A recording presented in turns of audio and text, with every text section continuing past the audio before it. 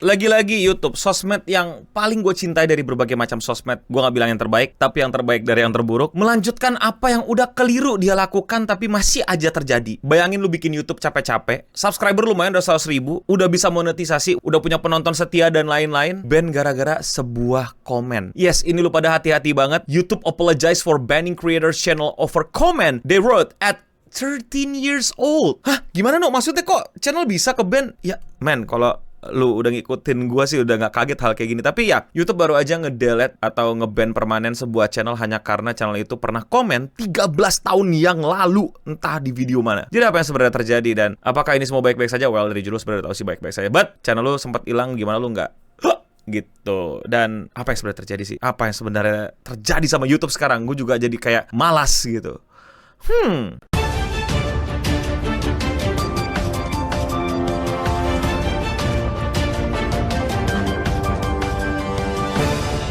Google on YouTube has come under plenty of heat lately after numerous YouTubers were hit with bans seemingly out of nowhere, resulting in a lack of income and thousands of videos lost. Ini udah pernah sempat gue bahas lebih lengkap ya di video-video sebelumnya. Kalian tonton dulu aja yang thumbnail kayak gini tentang bagaimana YouTube akhir-akhir ini tiba-tiba suka nge-permaban atau nge-delete atau bahkan sampai ngilangin channel lu dengan alasan yang aneh-aneh gitu. Udah banyak korbannya, nggak 1-2 biji, dan hati-hati. Dan kali ini korbannya beda dari yang video sebelumnya dan alasannya juga jauh lebih beda, yaitu karena komen yang dibuat 13 tahun yang lalu.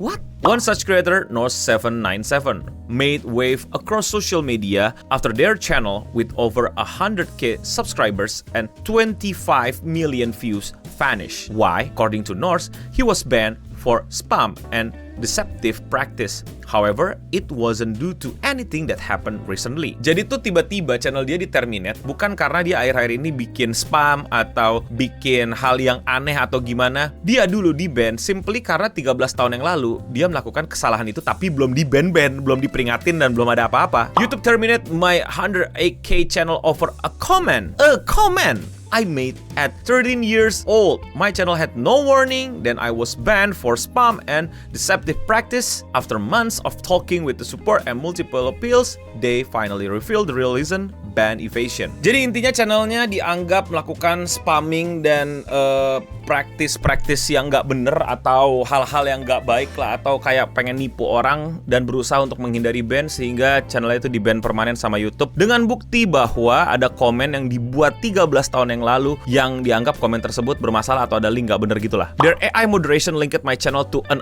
old account I create at 13, a dead account with no uploads, only a few comments. Jadi kalau gua bisa simpulin ya, kurang lebih kejadiannya kayak gini. Jadi dia itu punya 2 account. Yang satu account yang udah ditinggalin udah mati dan mungkin kena hack atau gimana, atau dia pernah ngepost aneh-aneh pada saat bikin hal-hal komen-komen gitu. Let's say kayak lu tau gak sih zaman kita dulu tuh kayak support my channel ya bang, sub for sub bang, dan segala macam. Itu kan spam tuh, kadang-kadang bocil-bocil pada nge-spam tuh kan. Pasti lu pada juga pernah ngelakuin deh, bocil-bocil gitu yang sekarang udah gedean gitu kan, kalau dipikir-pikir tolol gitu kan, tapi ya udahlah itu kan dulu gitu. Dan bayangin YouTube tiba-tiba 13 tahun kemudian atau 5 tahun kemudian gitu ngecek channel lu yang tiba-tiba udah lebih baik, udah lebih ngerti etika, moral dan lain-lain, ngeliat wah ternyata 20 tahun yang lalu lu lebih juga 20 tahun apa ya, misalnya kayak beberapa tahun yang lalu lu bikin spam nih. Yaudah channel yang udah lu bangun kita ini ya, kita take down ya. Kayak hah? Ya kenapa nggak pas dia nge-spam dikasih hukuman? Kenapa baru sekarang sih nggak dia tahu oh gue nggak boleh nge-spam. Ya udah bang, maaf ya bang ya, gue bakal bikin akun baru deh biar nggak nge-spam lagi atau gimana gitu, atau setidaknya oh jadi yaudah akun lama gue tapi ya gue nggak nge-spam lagi bang gitu. Enggak, jadi tahu-tahu kesalahan lu di masa lalu, komen-komen lu di masa lalu ya, itu bisa bermasalah, bisa ngebuat channel lu kenapa-napa. Ini kan menurut gue kacau banget, fuck up banget jatuhnya malah. Atau mungkin lu dulu kena tipuan gitu, ngerti gak sih? Lu kan dulu kita berusaha untuk dapetin apa sih kalau zaman-zaman apa Facebook games gitu-gitu, atau lu main game HP lu mesti klik ini klik itu dan segala macam iklan-iklan biar lu bisa let's say gain 1 turn lagi dan segala macam ya, maybe itu juga ke YouTube dan lu komen untuk orang pada main gamenya, lu kasih linknya dan mungkin sekarang gamenya udah kehack atau jadi dead game dan YouTube menganggap itu linknya berbahaya dan channel lu ke-ban. Bukan pada saat itu, tapi pada saat mungkin 12 tahun lagi, pada saat lu udah makin jago nge-YouTube karena udah konsul sama Eno Bening atau apalah, atau lu karena nggak berhenti grinding, lu semangat untuk konten gitu kan, bisa aja gitu kan. Terus tahu-tahu channel lu hilang karena 5 tahun lalu lu bikin komen aneh-aneh dan bikin link yang nggak bener. Pas 5 tahun yang lalu pas lu bikin link nggak langsung di-ban, lebih ditungguin aja sama YouTube kayak oke, udah jadi channelnya, udah jadi AdSense ya, udah banyak nih duitnya ya. Ben, ngapain lu 3 tahun lalu? Kan kayak what? Dan ini semua terjadi di mana YouTube itu di tengah-tengah masih banyaknya, buset bro, lu kalau masih sadar ya, gue tuh masih rajin baca-bacain komen. Tapi dulu tuh gue bacain komen tuh indah gitu, walaupun banyak lu pada yang juga rage bait atau apa segala macam. Tapi sekarang tuh gue bacain komen tuh buat ngebersihin komentar-komentar YouTube gue dari apa? Dari spam judul dan lain-lain. Andai kata gitu ya, lu pada nggak bacot bilang bang ada judul tuh kayak lu pada cuekin aja gitu loh. Lu pada nggak usah peduli gitu. Gue ya udah gitu loh. Gue juga pengennya kayak gitu, tapi gue juga sendiri nggak nyaman gitu. Di situ gue ada judul gitu. Padahal pada juga bisa bantu report gitu. Bro, banyak banget bro, asli kayaknya sehari tuh ada kali 1000 di channel gua itu komen-komen judul, belum lagi pas lagi pick-picknya dan lain-lainnya gitu. Dan instead of YouTube fix this problem yang emang udah obvious problem, dia malah nyari-nyari kesalahan konten kreator baru mulai, baru semangat, baru mau upload dan lain-lain, atau baru sukses dikit dengan hanya karena dulu 13 tahun yang lalu atau 10 tahun yang lalu atau 5 tahun yang lalu pernah bikin hal yang aneh-aneh tapi nggak sempat diperingatkan sama YouTube. Buat gue sih kacau balau banget. Buat gue sih makin nyebelin gitu bacanya berita ini, makin jengah gitu, makin kayak ngapain ya kita di YouTube gitu. Dan lo mau tahu ini semua gara-gara apa? AI. Dia ganti keamanannya pakai AI. Bro, gue nggak anti AI, tapi nggak semuanya mesti AI gitu. Masa lu kayak beginian nggak mau dicek human gitu, yang dimana ini benar-benar bisa apa ya, jadi terjadi kesalahan gitu. Emang canggih AI bisa nemuin kesalahan lu tuh di 20 tahun yang lalu lu pernah nge-cringe apa tuh, dikumpulin tuh sama AI juga bisa. Cuman kan jadi nggak relevan. Yang kemarin juga video gue udah bahas, ada akun mirip dikit langsung dianggap akun kedua untuk bikin hal yang nggak bener, nggak relevan. Ngapain? Dan akibatnya apa ya? Kita semua sebagai kreator jadi khawatir, ini gimana channel gue bisa besok-besok hilang dong, bisa besok-besok nggak bisa upload lagi di YouTube dong, bisa apa ya, gue pindah ke Kick kali ya? Apa jaminannya YouTube nggak akan ngelakuin hal kayak gini lagi? Dan kalau terjadi ini gimana jalurnya? Apakah selalu mesti viral dulu di Twitter? Ini bocil viral loh si Nors itu di Twitter untuk bisa banyak retweetnya dulu dan lain-lain sampai akhirnya ke highlight dan akhirnya tim YouTube mungkin lebih cepat bergeraknya. Masa mesti apa ya, kebajikan berbasis viral gitu loh? Gua mungkin masih bisa keluar-keluar kenceng, masih bisa teriak-teriak, masih bisa hubungin beberapa orang yang gua kenal gitu. Tapi kreator-kreator kecil, lu pada nih yang baru membuat apa ya, menginjakan kakinya dan berusaha untuk apa ya,